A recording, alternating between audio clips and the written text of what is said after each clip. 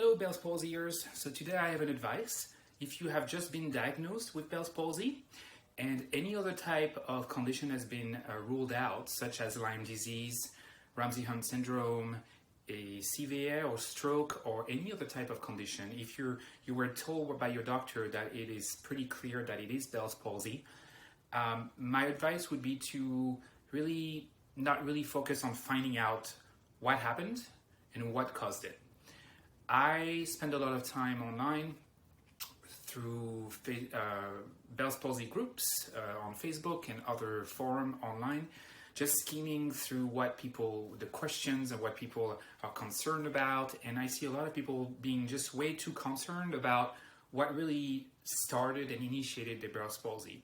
And to be honest, that is kind of a moot point because it's not going to really help you and it's not going to change the way you should treat the Bell's palsy, which is being really proactive and working on facial exercises the right way. You might need likely some help and guidance on how to perform those exercises correctly, so you can contact a physio that's trained in this. That's their specialty.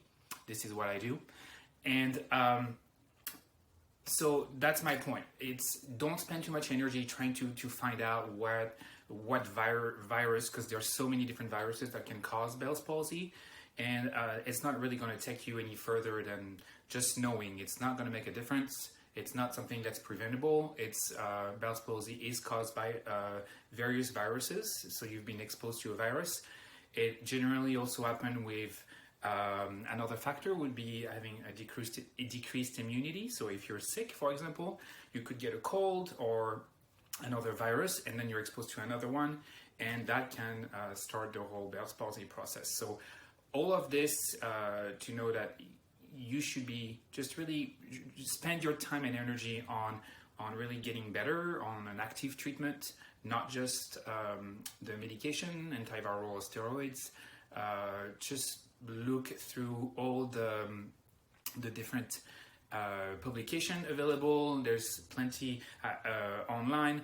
You can find some on Amazon, some self-help book on Bell's palsy. I have my tutorial. I have a free report, but mostly just be proactive and don't worry too much about what caused Bell's palsy, because you can't really prevent it. You won't know in the future if you were re-exposed to a virus.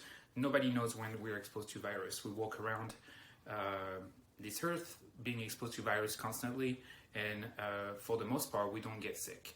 And so, once again, just really work on your recovery.